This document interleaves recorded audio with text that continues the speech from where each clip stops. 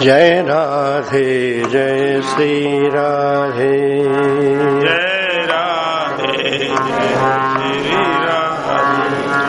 जय राधे जय श्री राधे।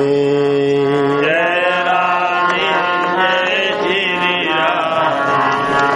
जय राधे जय श्री राधे।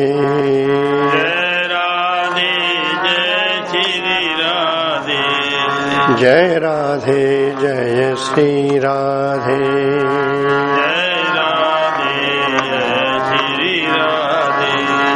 जय राधे जय श्री राधे।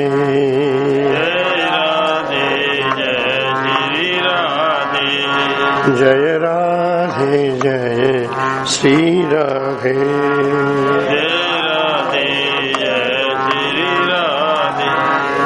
जय राधे जय श्री राधे।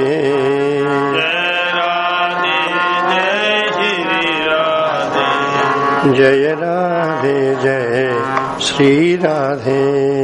जय राधे जय श्री राधे।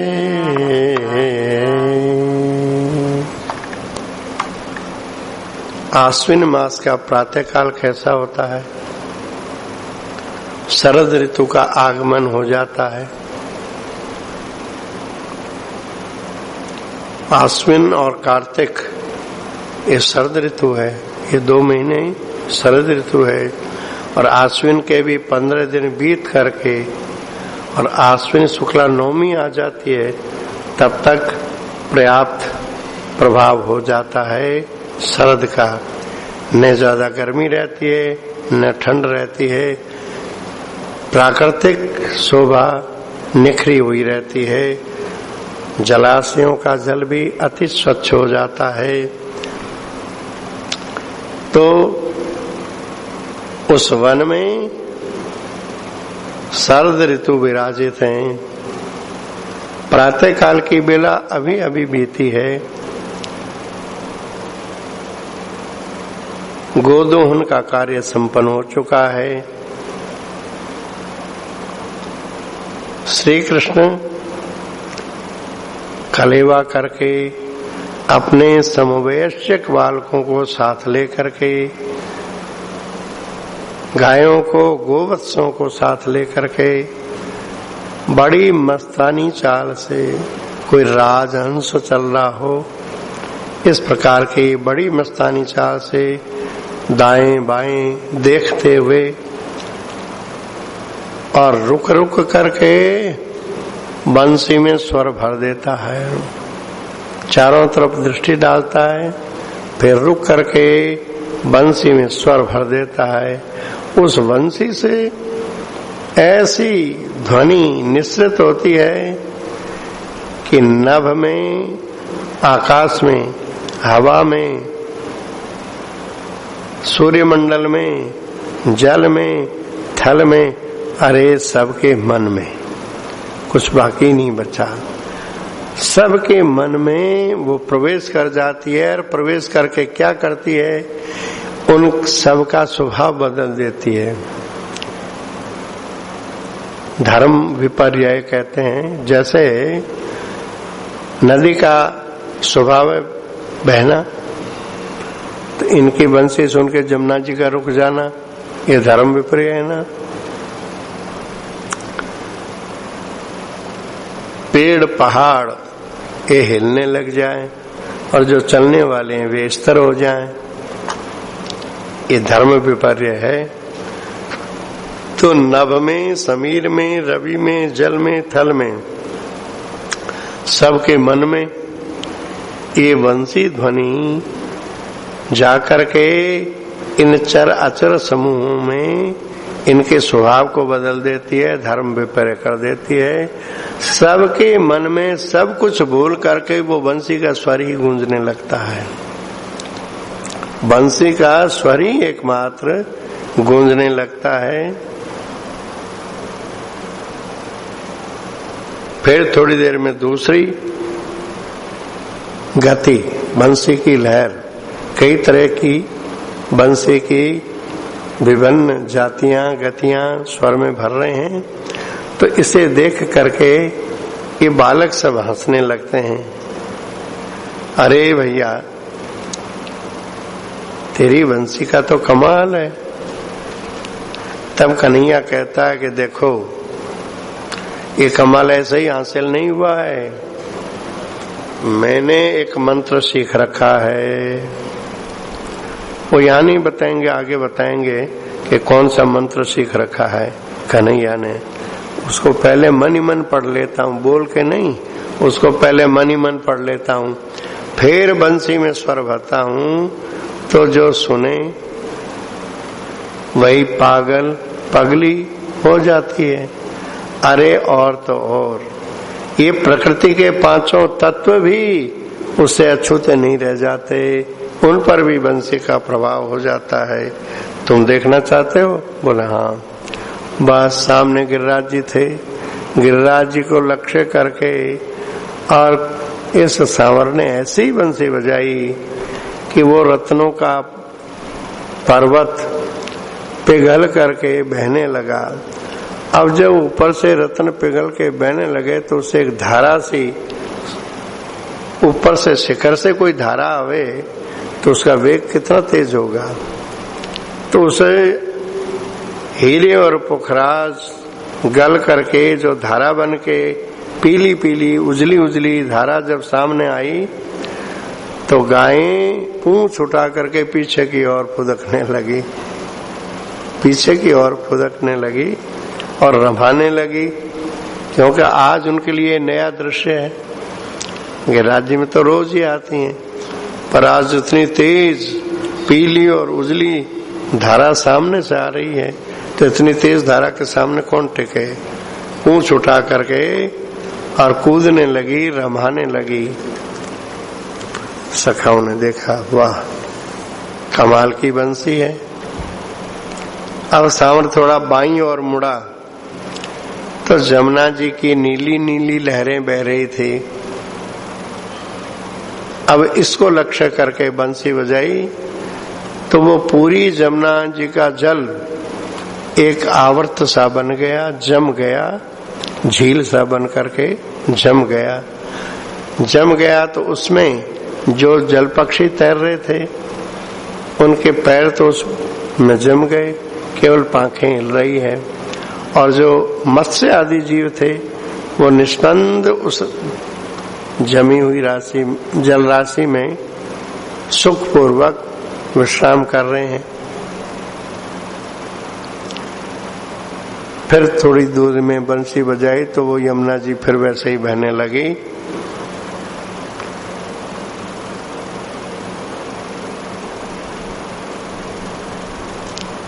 जमुना जी पर प्रभाव दिखा करके गिरिराज जी पे दिखाया, थल पे, जल पे।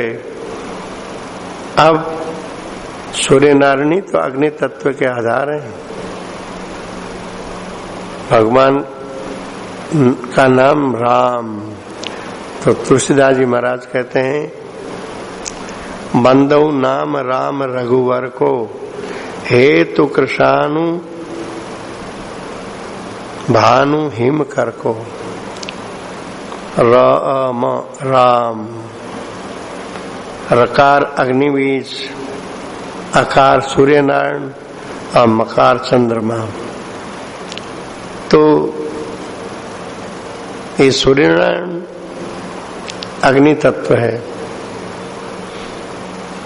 इनकी ये हंस रहे थे जमुना जी को, जब इन्होंने वंशी के प्रभाव से स्थिर कर दिया तो सूर्य नारायण हंसने लगे कि यमुना के साथ खेल रहे हैं मेरे परम प्रिय जामाता सूर्य पुत्री यमुना जी, उनके साथ खेलते देख करके सूर्य नारायण बड़े प्रसन्न हो रहे हैं, हंस रहे हैं। तो कहता है, ससुर जी आप भी देखो, एक ऐसी बंसी बजाई कि वे सूर्य नारायण आश्विन शुक्ला नवमी के दिन के सूर्य चंद्रमा जैसे बन गए, चंद्रमा जैसे बन गए। और कुछ काल के लिए गायों की, पक्षियों की, भौरों की, तरुओं की रजनी कालोचित चेष्टाएं होने लगी। जैसे सूर्यास्त होने पर, रात्रि होने पर, जैसे सूर्य पश्चिम में जाते तो गाय घर की ओर आ जाती है, पक्षी घोंसलों में चले जाते हैं, अलीकुल का गुनगुन करना बंद हो जाता है और तरु भी निस्तब्ध हो जाते हैं। ऐसी दशा उस बंसी के प्रभाव से हो गई। तो सखाओं ने कहा, अरे कन्हैया, अभी तो सवेरे सवेरे हम गाय लेकर के वन में चराने आए हैं और तूने अभी संध्या कर दी, वही पहले जैसा ही करो। तो दूसरी बंसी की तान छेड़ी और बस पूर्ववत सबको कर दिया। अब सामर कहता है कि देखो भाई, ये पवन जो है ना, यही सबका जीवन दाता है। तुम में से कोई ऐसा है कि इस पवन को रोक ले? बोले, कन्हैया तू तो ऐसी बातें करता है जो काहू के बस की ना है। बोले, अभी मैं करके दिखाता हूँ। ये सारा पवन जो है ना, मेरी इस वंशी के छिद्रों में आकर के अटक जाएगा और पवन को लक्षित करके ऐसी बंसी बजाई कि उस बंसी में ये जितना भी पवन का प्रवाह है वो स्तब्ध हो गया। यहाँ तक कि सखाओं की श्वास भी चलनी बंद हो गई, पर वो आंखें खोले हुए देख रहे हैं। ऐसा कुछ देर करने के बाद में फिर बंसी बजा करके सबको पूर्ववत कर दिया। अब तो सखाओं ने कहा कि अरे कन्हैया, ये तो बड़ा विचित्र तूने खेल किया। हमने तो सुना है कि श्वास बंद हो जाने पर प्राणी मर जाता है, और हम देख रहे कि हमारी श्वास चल भी नहीं रहे और हम तुमको देख भी रहे हैं, जीवित भी हैं। ऐसे कैसे हुआ? अब इसका हंस हंस के समाधान देता है कि अरे भैया, तुमने ये सुना है ना कि अमृत जो पी लेता है वो अमर हो जाता है। तो मेरे बंसी के छिद्रों से अमृत झरता है, उसको कोई एक बार पी ले वो अमर हो जाता है। तुम तो रोज पीते हो, फिर तुम कैसे मरते? हाँ, ये बात है, बंसी तो रोज सुनते हैं। अब सामरे की दृष्टि गई आकाश की ओर, निर्मल आकाश की ओर दृष्टि गई। अब सामरा कहे, देखो ये पूरा आकाश जो है ना, इसको मैं अभी समेट देता हूँ। वाह, इसके तो खेल ही ऐसे हैं। सखी नंद को लाल बड़ो छलिया, ये तो बारू की भींत उठावत है, बारू की भींत उठावत है। नवते तोरत है नव की तरियां, चट चंद में फंद लगावत है। ऐसा हरे कोई कर पाएगा? आज ऐसी बात कह रहा है कि मैं अभी इस आकाश को समेट लेता हूं। बस इतना कह करके एक बंसी की मधुधारा सी प्रवाहित हुई और प्रत्येक सखा को अनुभव होने लगा कि इस समय अवकाश दाता केवल एक कन्हैया है। बोले, इस बात को कैसे समझाया जाए? बोले, अनुभव किया जा सकता है, फिर भी शाखा चंद्रमा के न्याय से संकेत भर किया सखाओं ने कि उस समय अवकाश दाता केवल ये कन्हैया बचे हुए थे। फिर सबको जैसे थे वैसे ही कर दिया। अब कन्हैया ने बंसी की ऐसी तान छेड़ी कि उस वन में जितने पक्षी थे, हंस थे, हंसनी थे, जल पक्षी थे, सहस्त्रों मयूर थे, वो सब के सब बंसी की ध्वनि सुनते ही वहां आ गए।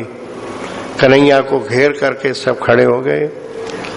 अब कन्हैया उनके बीच में बंसी बजाता है और धीरे धीरे इधर उधर अपनी गर्दन करता है तो वे सारे पक्षी भी अपनी गर्दन उसी तरह से करते हैं। इसको देख करके सखा पेट पकड़ पकड़ के हंस रहे हैं। मतलब उनकी हंसी इतनी अधिक होने लगती है, ज्यादा हंसने से जैसे पेट दुखने लगता है तो पेट पकड़ लिया जाता है। पेट पकड़ पकड़ करके सब के सब हंसने लगते हैं कि वारे कन्नू। पर कन्हैया जानबूझ करके बीच बीच में क्षण भर के लिए बंसी में विराम देता है। बस जैसे ही विराम देता है कि इन सारे पक्षियों में प्रेम जनित जड़कता का संचार हो जाता है। मतलब शून्य से हो जाते हैं। उनका मन कहता है इस धारा को बंद मत करो। ये धारा बंद होते ही जैसे हमारा हृदय जम जाएगा, जड़ हो जाएगा। बोले उस समय की उस प्रेम जनित दशाओं का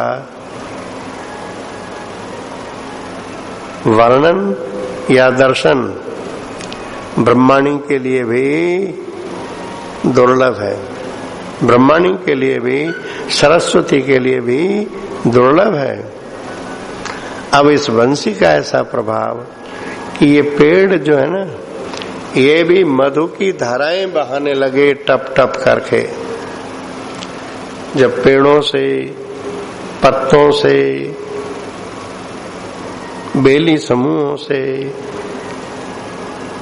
ये जब मधु की धारा बूंद बूंद करके गिरने लगी तो इस कन्हैया ने बंसी के ही कौशल से इन सारे पक्षियों को चौंच ऊपर कर दी और वो उसमें बूंदें गिर रही है। यानी कन्हैया ने बुलाया है तो भूखा थोड़ा ही भेजेगा। अमृत पिला के कानों से भी पिलाया और मुख से भी पिलाया। अब इन पक्षियों के बाद बारी आती है चतुष्पदों की। वन में रहने वाले जितने भी चतुष्पद प्राणी हैं उनके लिए संकेत करके बंसी बजाई तो कहता है भालू, सिंह, हिरन ये सब दौड़ाए और ये सब एक ही जगह पर आके जुटे हैं, पर किसी को किसी से भय नहीं है क्योंकि ये बैरहीन हैं, ये जानते हैं। इसलिए शिशु भी चौंके नहीं कि कन्हैया क्या बंसी बजा के शेर बुला लिया थे ने। वो शेर को देख करके भी चौंके नहीं।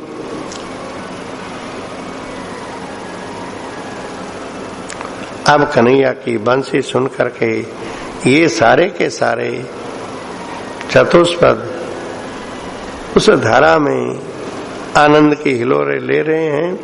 20-25 पलों तक उनको ऐसे रस में मत बना करके फिर बंसी संचालन से सही जैसे आए थे वैसे भेज दिए। अब शिशु ने पूछा कि अरे दादा कन्हैया, जब बंसी यहीं बज रही थी तो ये चले क्यों गए? चले क्यों गए? आंख बंद किए हुए चले गए। आंख बंद के बंसी सुन रही थी और चले गए। अब इस बात को सुन करके सामर के मुख पर थोड़ी मुस्कान आ गई। अब उत्तर इसका वाणी से नहीं दे रहा है, अपनी चेष्टा से बता रहा है। उसने एक ऐसी बंसी की तान छेड़ी कि सखा लोग निर्णय नहीं कर पाए कि बंसी की ध्वनि कहाँ से आ रही है। सामने बजा रहा है लेकिन वो ध्वनि ऐसी व्यापक हो गई कि वो पूर्व से है कि पश्चिम से है कि उत्तर से है कि दक्षिण से है कि ऊपर से है कि नीचे से है, निर्णय करना कठिन हो गया। तब कन्हैया ने कहा तुम कह रहे हो बंसी यहीं बज रही थी। अरे बंसी तो मैं जहाँ जिसको जब सुनाना चाहता हूँ वहीं वो सुनता है और जिसको जहाँ बंद करता हूँ वह नहीं सुन पाता है। ऐसे अपने बंसी का कौशल दिखाता हुआ, सबको हंसाता हुआ, स्वयं हंसता हुआ, ये मृग छोना सा, मृग सा चंचल सामर बालक एक अतिशय सुरम्य वन में प्रविष्ट हुआ। अतिशय सुरम्य वन में प्रविष्ट हुआ। यह वही वन है जगदम्बा का जिसमें बिना राजाज्ञा के प्रवेश नहीं है। पर इस कन्हैया के लिए रोक नहीं है, क्योंकि कन्हैया के साथ में श्री दाम भी तो है। ब्रजबानपुर का युवराज श्री दाम भी तो साथ में है। और वैसे भी कन्हैया को कोई रोक टोक है नहीं। जो अधिकार जैसे श्री राम के ऐसे ही कन्हैया के अधिकार है। ये तो दोनों परिवार दो रहे ही नहीं, दो होकर के भी एक हो गए। अतः अतिशय सुरम्य वन उस सुंदरी उद्यान में ये पहुंचे और वहां वही सुंदरी सरोवर पर ये श्री राधा अपनी सखियों के साथ स्नान कर रही है। भागुर जी के यहाँ से कुंवारी कन्या का पूजन संपन्न करवा करके अब ये यहाँ पर आकर के ये स्नान कर रही हैं। तो स्नान करने में इन्होंने अपने कटी के ऊपर वस्त्र तो सारे उतार दिए, केवल लहंगा पहने हुए हैं और जल में केली कर रही हैं। अब जल केली करते समय न चाहते हुए भी आंखों में पानी कुछ न कुछ घुस ही जाता है। तो पानी के घुसने से आंखें लाल हो जाती है, पानी के छींटे बार बार लगे तो लाल हो जाती हैं। ये सब तैर रही हैं पानी में। तो तैरने पर भीग करके अलकावलियां इनके कभी सिर पर लहराने लगती है, जब निकलती है तो अलकावलियां मुख पर आ जाती है। तो अब वे अलकावलियों से मंडित और अर्णुवे नेत्र वाली और कंचन जैसे पीली आभा देने वाली ये सब किशोरिकाएं, बालिकाएं, इनका उस समय जो सौंदर्य है वो इतना अधिक मोहक है, क्योंकि अभी पौगंड अवस्था बीत करके कैशोर्य का प्रारंभ हुआ है। इन दोनों के संधि काल में प्रकृतिगत स्वयं शरीर का एक ऐसा उत्कर्ष होता है, प्रकृति में भी होता है। तो प्रकृति का उत्कर्ष और इनका उत्कर्ष, इनका स्वरूपभूत उत्कर्ष है। प्रकृति का उत्कर्ष जो है वो खान पान रहन सहन आदि के आधार पर होता है। इनमें स्वाभाविक जो सौंदर्य विकसित हुआ है उससे एक जादू का सा काम हो रहा है, एक टोना सा हो रहा है। इनकी दृष्टि यदि किसी पर पड़ जाए या किसी की दृष्टि इन पर पड़ जाए तो फिर वो अपने आप को संभाल नहीं पाएगा। इसलिए ये चंचल बालक सांवर बंसी का चमत्कार दिखाता हुआ जब इस स्थान पर पहुंचा तो कहते हैं उसकी चपल आंखें और उसका वंशी वादन ये सब स्थिर हो गया, बंसी बजाना बंद हो गया। वो चंचल आंखें स्थिर होकर के देख रही है।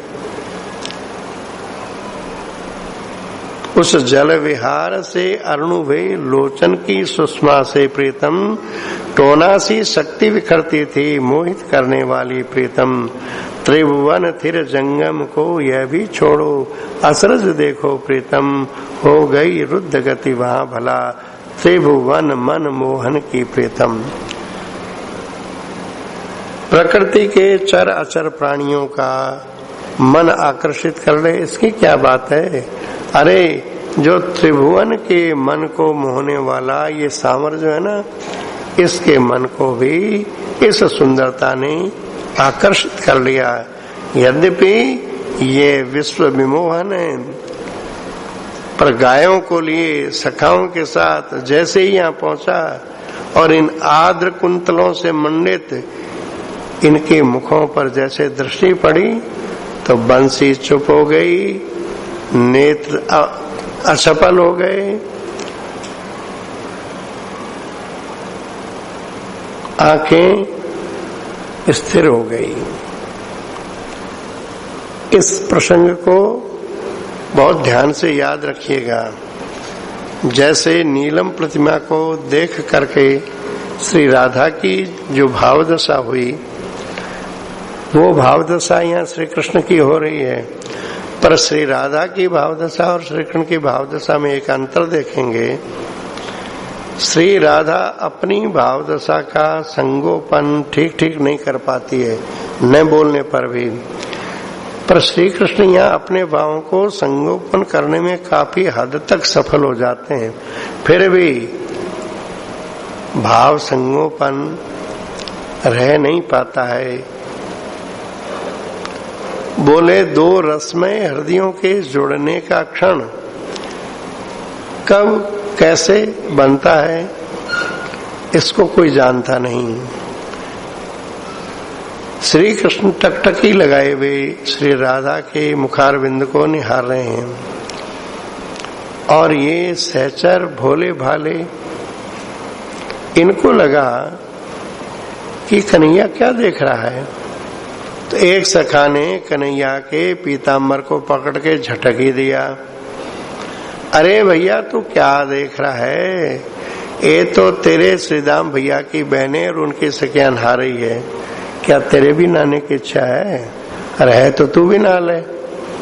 अब देखिए कितनी सरलता से सहजता से ये बालक इस बात को कह रहे हैं। पर सांवर ने कोई उत्तर नहीं दिया, वहां से अपनी दृष्टि हटा ली और चुपचाप वहां से चल पड़ा प्रतिदिन के पथ पर। चल तो दिया, परंतु आज उसके चेहरे पर कोई उमंग या उल्लास नहीं है, उसकी छाया तक नहीं है। शिष्यों ने अनेक प्रयास किए कि ये कुछ हंस पड़े, तो कभी कभी कुछ बनावटी मुस्कान होठों पर आ जाती है। पर आज वन में कोई खेल नहीं हुआ, कोई होड़ लगा करके जैसे प्रतिदिन कन्हैया आगे निकल गया तो सखा कहते हैं पहले मैं छूंगा मैं छूंगा, इस प्रकार की कोई होड़ नहीं लगी। वेणु बजाने की या श्रृंग फूंकने की प्रतिस्पर्धा, हार जीत का खेल आज नहीं हुआ। ऐसे होते होते मध्याह्न में मैया प्रतिदिन जैसे छाछ भेजती है, दोपहर के समय भाई सवेरे तो कलेव करके चला है, अब दिन में भूख लगेगी तो मैया घर से जो वात्सल्यमयी गोपियां हैं उनके साथ छाछ भेजती है। छाछ आई, छाछ आने पर सखा मंडल के साथ बैठा तो जरूर, पर केवल 2 ग्रास लेकर के ही उठ गया। अब शिशु कैसे खाते जब इसी ने नहीं खाया। ये बड़ी विचित्र बात है कि इन शिशुओं के प्राण इसी में अनुस्यूत है। ब्रजलीलाओं में ये मुख्य बात देखी जाती है। सामान्य धरातल पर तो अरे तेरे को भूख नहीं है तो तू मत खा, हमें तो भूख लगी हम खाएंगे, ऐसा लोग कह देते हैं। पर यहाँ तो सबके प्राण उसी में अनुस्यूत है। यदि वो अनबना है तो बाकी प्रसन्न नहीं रह सकते। तो शिशु कैसे कहा? अरे शिशुओं की तो बात छोड़ो, आज तो उस कोमल तृण राशि पर गायें इधर उधर घूम रही है, वे भी खा नहीं रही है। अपराह्न काल आ गया, अपराह्न काल आ गया तो भाई अब चलना है। तो गायों के साथ सखाओं के साथ कन्हैया घर के लिए चलने को प्रस्तुत हुआ।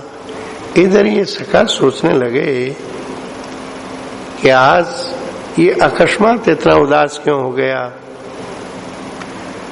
कारण खोज रहे हैं पर ठीक ठीक कारण मिल नहीं रहा है। तो किसी के मन में आई कि अरे भाई कहीं मेरे से ही तो नाराज नहीं हो गया है, मैं क्षमा मांग लेता हूं। किसी के मन में आया कि भाई इसको नजर बहुत जल्दी लग जाती है, बहुत सुंदर है ना, है तो सांवरा, पर इसके बाद भी मैया दिठोना लगाना भूल जाती है तो नजर लग जाती है। तो इस पर नजर बहुत जल्दी लग जाती है। तो जैसे मैया इसकी नजर उतारती है ऐसे मैं भी गाय का पूंछ वगैरह घुमा दूं, गोमूत्र लगा दूं, गोबर लगा दूं, शायद इससे उसकी नजर उतर जाए। तो वो भी ये सब करके परिणाम देखना चाहता है कि कुछ असर हुआ क्या, पर नहीं। ये सखा अपने अपने ढंग के उपाय कर रहे हैं, पर इधर क्या है, श्री राम भैया और सुबल ये दोनों बड़े गहरे खोजी। श्री भैया तथा उसी ने जब संकेत किया अपने प्रीतम उस सुबल अमित सद्गुणशाली शिष्य को, तब बस ये दो प्रीतम थे बात जान पाए सर पर आंखों के मिलने की प्रीतम, सामर की और बहन भोरी गोरी सहोदरा की प्रीतम। इन दोनों ने आपस में विचार किया कि वो सुंदरी सरोवर पर बहन राधा की और जब कन्हैया ने एकटक होकर के देखा था, उसके बाद ही उसकी ये अनमनी दशा हुई है। तो कारण तो यही है, बहन श्री राधा की वो माधुरी मूर्ति कन्हैया के मन में बस गई है। अब ये कह तो पा नहीं रहा है, पर बात यही है। ऐसा इन दोनों ने निश्चय किया। पर अब संध्या का समय नजदीक देख करके सब के सब अपने अपने वासस्थल की ओर चले। चलते समय प्रतिदिन का नियम है कि कन्हैया बंसी बजाता है। बंसी सुन करके इधर उधर बिखरी हुई सारी गायें इकट्ठी हो जाती हैं। आज बंसी नहीं बजाई, ग्वाल बाल जाके गायों को इकट्ठे करके लाए और चला भी। तो रोज का चलना कैसा है, आज का चलना कैसा है, कन्हैया के वन में जाना या आना, इसका बड़ा सुंदर वर्णन किया है भागवत जी में, वेणुगीत में। वरहा पीडम नटवर वपु कर्णयो कर्णिकारम बिभ्रदवास कनक कविसम वैजयंती च मालाम रंध्रान वेणु रदर सुदया पूर्यन गोप वृंदहि वृंदारण्यम स्वपद रमणम प्राविशत गीत कीर्ति। क्या सुंदर झांकी है। मोर का तो पिछ लगा रखा है अपने सुंदर सुंदर बालों में, मयूर पिछ लगा रखा है, वरहा पीडम। और नटवर बपू जैसे कोई श्रेष्ठ नट कलाबाजी दिखाता है तो कितना अपने को वो सुसज्जित करता है। मंच पर कोई नट आने लगता है और कोई नट विद्या दिखानी है तो वो कितना अपने को ठीक ठीक व्यवस्थित करता है। ऐसे ये नटवर बपू है। और कान में एक फूल लगा रखा है कन्नेर का, दो कान है पर फूल लगा रखा है एक। तो भागवतकार कहते हैं कि एक क्यों लगा रखा है कि जब ये ब्रज की बीथियों में आता है तो जिधर की सखी को जो संकेत करना होता है उधर कर लेता है, इधर की सखी को संकेत करना होता है इधर लगा लेता है। एक ही फूल को कभी इस कान में लगाता है कभी इस कान में। कर्णियो कर्णिकारम, तो कर्णिकारम एक शब्द है, कर्णियो दो, मतलब दो कानों के बीच में एक, ऐसा जो प्रतिदिन करता है। और फिर क्या करता है, बिभ्रदवास है कनक कपिसम, बिजली की सी छटा वाला पीतांबर धारण कर रखा है, वैजयंती माला पहन रखी है और बंसी में मधुर धुनी छेड़ रहा है। और फिर क्या कर रहा है, स्वपद रमणम, अपना चरण विन्यास इसका नृत्य गति का हो रहा है, ठुमका लगाता हुआ चला आ रहा है। जैसे कोई घुघरू बंधे हुए पैरों में और बंसी भी बजाता और बीच बीच में ठुमका भी लगाता हो, तो ऐसा ये अपने ही चरणों से रमण करता हुआ, खेलता हुआ, नाचता हुआ आ रहा है। पर आज की आवनी ये और दिनों की आवनी जैसी नहीं है। आज तो एकदम उदास, नीरव, चुपचाप आ रहा है। अब किसी सखा ने दौड़ करके मैया बाबा को सूचना दे दी, क्योंकि मैया बाबा गोपियां इन सबको दूर से ही बंसी ध्वनि सुनाई पड़ जाती थी। सायंकाल में सब अपने अपने द्वार पे, छज्जों पे, भवनों पे स्वागत के लिए आरतियां सजा के तैयार हो जाती थी। पर आज तो ये चुपचाप आ रहा है। इसलिए सारे ब्रजवासी अत्यंत चिंतित हो गए, दौड़े, मैया भी दौड़ी। मैया ने जाकर के अपने नीलमणि को छाती से लगा लिया और सोचने लगी क्या हुआ इसको, क्योंकि इतना उदास मैया ने कभी देखा नहीं था। इसलिए मैया के आंखों में आंसू आ गए। अब मैया की आंखों में आंसू देख करके अब कहता है, अरे मैया मैं तो बिल्कुल ठीक हूं, तू काहे को चिंता करे, मैं तो एकदम ठीक हूं। तो मैया को कुछ तो लगा कि हाँ बोल रहा है, ठीक से बोल रहा है, तो कोई विशेष बात नहीं है।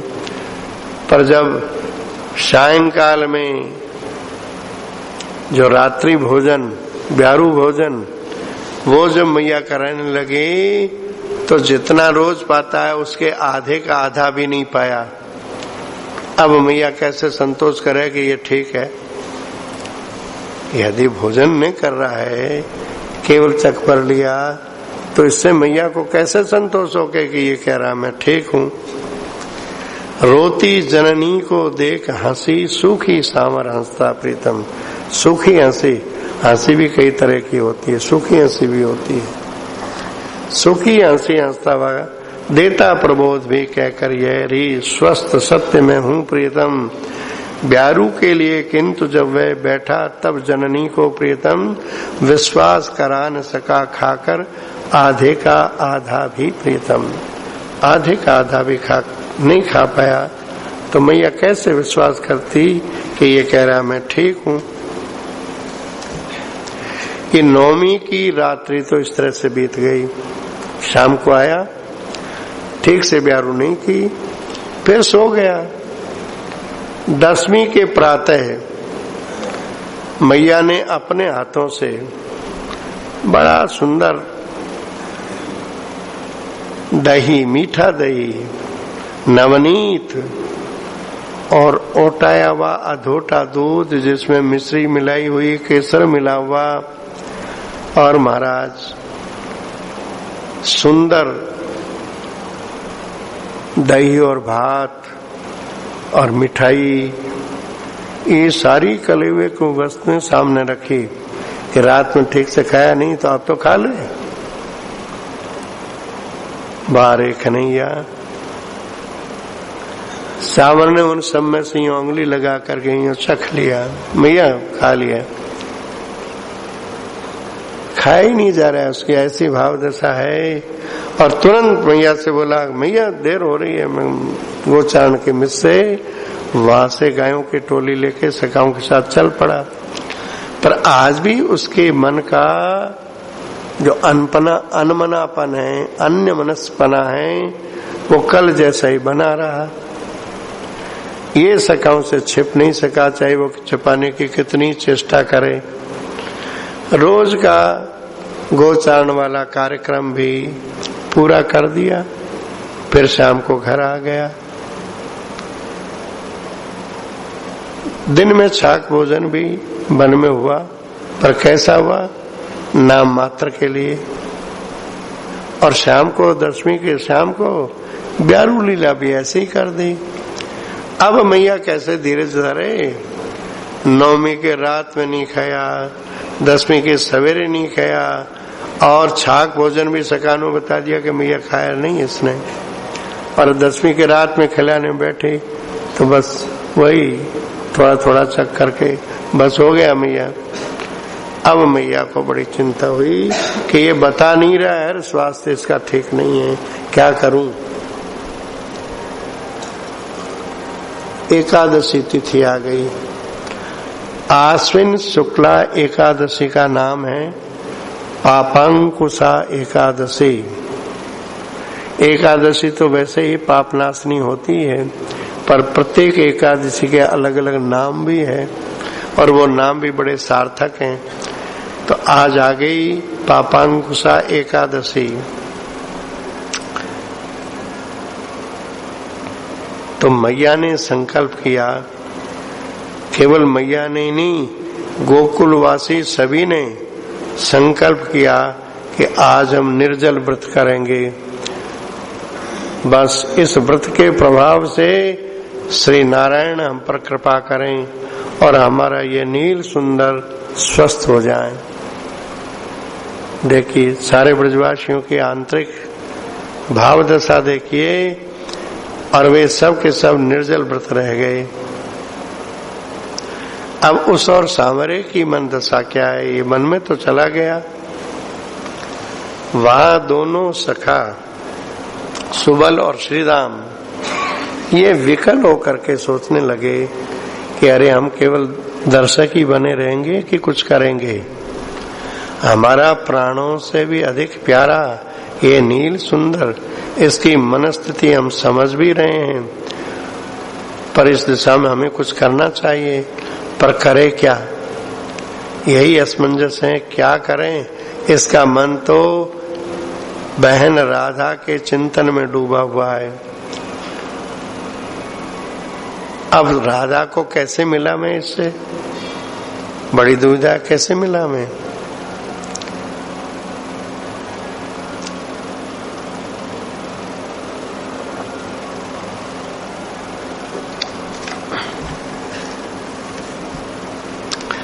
ये विचार कर रहे हैं।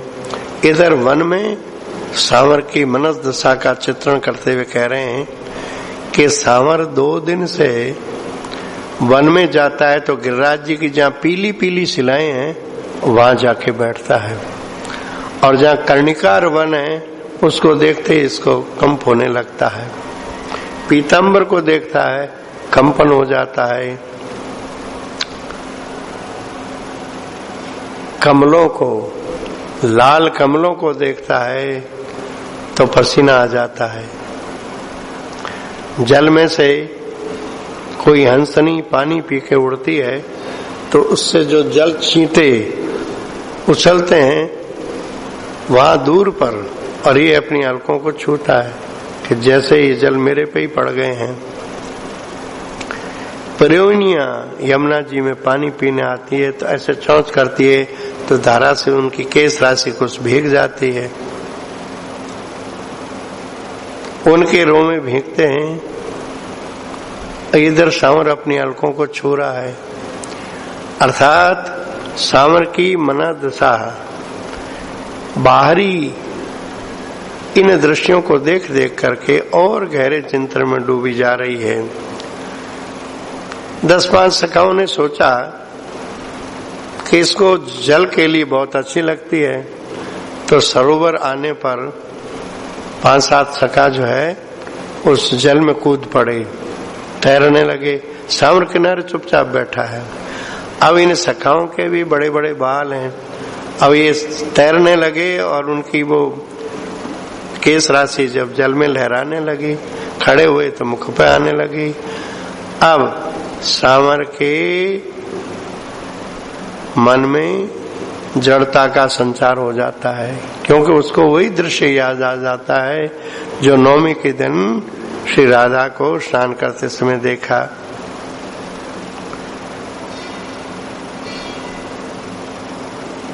और जैसे जलाशय में ये जल के लिए श्री राधा की देखी। अब सांवर चाहे वन में जा रहा है चाहे उधर से लौट रहा है, पर उसी रास्ते से आएगा और वहां आकर के एक बार सरोवर की ओर देखेगा। मानो 8 से आ रही है कि वो कंगन बजे थे, उनकी झंकृति हुई थी, वो मानो अभी भी दिखाई दे रही है। इस तरह से 8 लेता हुआ इन सारी चेष्टाओं को ये दोनों चतुर सखा बड़े गहराई से समझ रहे हैं, देख रहे हैं। आखिर उन्होंने फैसला किया कि चाहे कुछ हो जाए, प्राणों के प्राण इस सुहृदवर सामर की सहायता करनी है। तो सहायता करने के लिए उन्होंने एक उपाय सोचा कि भगवती पौर्णमासी जिनके चरणों में अष्ट सिद्धियां 9 निधियां लौटती रहती है, इतनी वो समर्थ है, उस भगवती का हमारे पर स्नेह भी है, हम उनसे अच्छी तरह परिचित भी हैं, क्यों न जाकर के उनको ये सारी बात बता दी जाए। वो इतनी समर्थ है कि कोई न कोई विधि बैठा देगी। ज्योति कल्याणी अम्मा आदरणीय सबकी प्रीतम, गहरी कवसना कुटीर देवी महिमा अपार वाली प्रीतम, अणिमादि सिद्धियां छाया में जिनकी लोटा करती प्रीतम, उनसे ये परिचित थे, इन पर थी कृपा बड़ी उनकी प्रीतम। दोनों की राय हुई, चलकर कह दें सब कुछ उनसे प्रीतम, वे परम अनुग्रहमयी हमें पथ उचित बता देगी प्रीतम। है छिपा न कुछ उनसे, पर यह कर्तव्य हमारा है प्रीतम, स्वाहा हो जाए भले सब कुछ, सावर को सुखी करें प्रीतम। स्वाहा हो जाए भले सब कुछ, सावर को सुखी करें प्रीतम। यह है तत्सुख सुखित्व भाव की एक झांकी। जैसे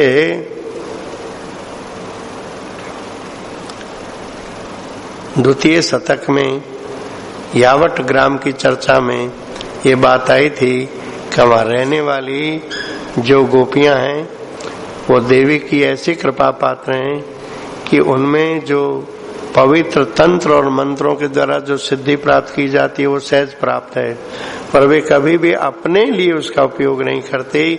हाँ, एक दूसरे के लिए मर मिटने को तैयार रहती हैं। ऐसे ही ये सुबल और श्रीराम निश्चय करते हैं कि भलाई हमारा सर्वस्व स्वाहा हो जाए, पर सामर को सुखी करना ही है।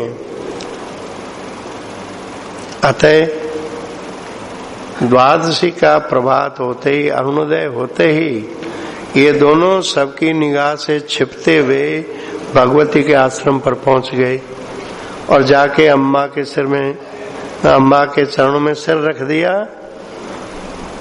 और सब बात बतला दी।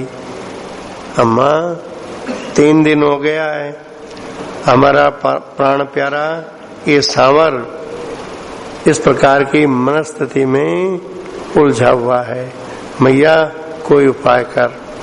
ये सुनते ही वो कुटीर वासनी उन दोनों को हृदय से लगा करके हंसने लगी और बोली, अरे चिंता क्यों करते हो, अभी मैं चलती हूँ साथ में। ये जो तुम सुना रहे हो ये तो आगे होने वाली सुंदरतम लीला का वो आमुख है, मान लो उसका मुख्य द्वार है कि लीला का प्रारंभ किस द्वार से कहां से प्रवेश किया जाएगा। इस मधुमयी लीला में प्रवेश पाने का आमुख द्वार यही कन्हैया की भाव दशा है। अतः इन दोनों को साथ लेकर के वो तेजोमयी निमिष पढ़ते पढ़ते तो पहुंच गई नंदालय में।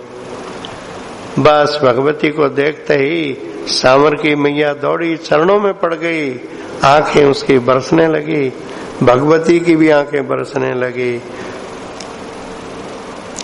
इतने में जाने एक डोर में बंधे हो सारे के सारे गोकुलवासी मैया के यहाँ इकट्ठे हो गए। अब यहाँ भी ये ध्यान देने की बात है कि ये प्राकृत भवन नहीं है, मैया का भवन भी बिल्कुल सच्चिदानंदमय है, इसलिए पूरा गांव का गांव आंगन में इकट्ठा हो गया। किसी के आंगन में पूरा गांव कैसे इकट्ठा हो जाएगा, पर हाँ ये ऐसा चिन्मय धाम है कि सबको अवकाश भी दे देगा और पता भी नहीं चलेगा। जगह बड़ी हो गई ऐसा पता भी नहीं चलेगा, पर ठीक ठीक अवकाश सबको दे देगा। तो सारे इकट्ठे हो गए।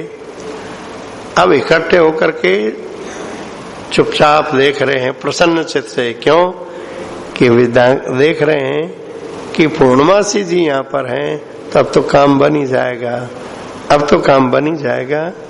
इसलिए क्योंकि ये असंभव को भी संभव करने की सामर्थ्य रखते हैं। अब तो प्राणों का प्राण हमारा सामरा रोगीन होगा ही, ये यही तो हमें वरदान देने आई है। ये तो सबके हृदय की बात जानने वाली है। कल हमने निर्जल व्रत किया, उसका आज ये फल देने के लिए आई है। ऐसे विचारों में इनके 7-8 फल ही बीते, तब वो पर्ण कुटिया वाली देवी मुस्कुरा करके सांवर की मैया के सिर पर हाथ फेरती हुई बोली। बोलते समय उसका भी गला भर भर के आ रहा है, कंठ बार बार रुक जाता है, गदगद होकर के कहती हैं, अरे गोपराज रानी, तू अपनी जेठानी से कह दे कि वो जगदम्बा के द्वारा सुरक्षित नगर है ना, कौन सा समझ गई ना, अरे वो बरसाना। तो अपनी जेठानी को बरसाने भेज करके कह दे कि नरपाल गेनी की वृद्धा माता, यानी महाराजा की रानी की बुढ़िया माँ, अर्थात राधा की नानी, उससे जाकर के मिल ले। आजकल वो अपने जमाई के घर ही रहती है, मुखरा नानी आजकल वहीं रहती है, उससे जाकर के मिल ले। वो एक सुंदर सा निर्दोष उपाय बता देगी, बस उसको कर लेना, फिर तेरा मेरा इस अखिल विश्व का ये नैनों का तारा नीलमणि कभी बीमार नहीं होगा, सदा स्वस्थ रहेगा। इतने में ही वो सांवर बोला, हे भगवती, मैं तो बिल्कुल स्वस्थ हूँ, मैया व्यर्थ में चिंता कर रही है, मेरे प्रति इस मैया का बहुत मोह है। ऐसा आकर के जब बोला तो वो गैरी के बसना अम्मा बड़े जोर से हंसी, हंस करके कन्हैया को अपने हृदय से लगा करके उसकी ठोड़ी छू करके बोली। आंखें तो उसकी छलकी, पर नेह लोर को बाहर नहीं आने दिया। फिर संयत सी होकर के उसने कहा कि देखो, ये कहता मैया भौरी है, हैं? अरे भोली नहीं है, ये बावली भी है। भौरी नहीं है, ये बावली भी है। क्यों बावली है? अभी इससे कोई ये कह के देखो तुम्हारा कन्हैया सयाना हो गया है, तो मानेगी क्या? इसको तो अभी वो गोदी में उच्छंग में लेकर के दूध पीता हुआ जैसे शिशु होता है, ऐसा दिखाई दे रहा है। इससे कोई पूछ के देखो तुम्हारा कन्हैया सयाना हो गया, तो क्या मानेगी? ओहो, ये बात सुनते ही कन्हैया समझ गया कि भगवती से कुछ छिपा नहीं है, ये तो अभी मेरी पोल खोल देगी। तो चट से भगवती के आंचल से अपना मुंह ढक करके और भगवती से प्रार्थना धीरे से कान में कह दी, भगवती जरा मेरी लाज रख देना, सब कुछ मैया से मत कह देना। तो भगवती ने कहा, लाला चिंता मत कर, मैं सब ठीक कर दूंगी। ऐसा आश्वस्त कर दिया। तब कन्हैया जाकर के मैया की गोदी में बैठ गया, प्रसन्न चित्त होकर मैया की गोदी में बैठ गया। बस उसका प्रसन्न चित्त देख करके मैया भी खिल उठी, मैया भी खिल उठेगी, और जितने देखने वाले वे भी आनंद मग्न हो गए। और अब आगे के लिए क्या क्या बातें होती है वो कल की कथा में। यहाँ तो एक बार भगवती ने आकर के उस उदास वातावरण को प्रसन्न कर दिया। अब किस तरह से जेठानी जी जाएगी और वहां से खीर लाएगी, और उस खीर को पाकर के कन्हैया की मानसिकता अत्यंत प्रसन्न हो जाएगी।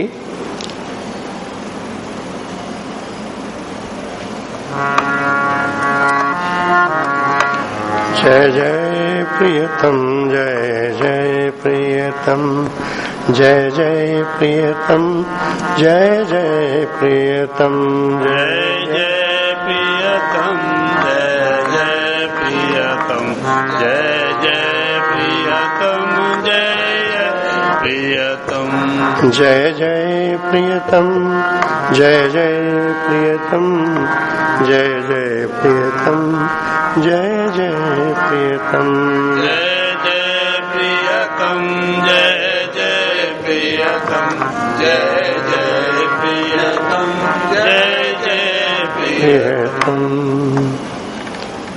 मुझे घड़ी देखने में अंतर पड़ गया। अभी लगभग 10-15 मिनट हैं 7 बजने में। हैं?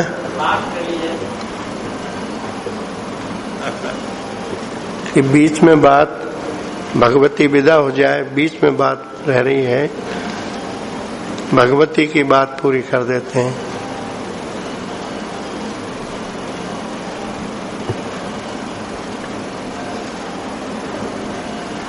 बात लंबी पड़ जाएगी, यहीं विश्राम देना पड़ेगा। आगे बात लंबी पड़ जाएगी, बीच में छोड़ना ठीक नहीं।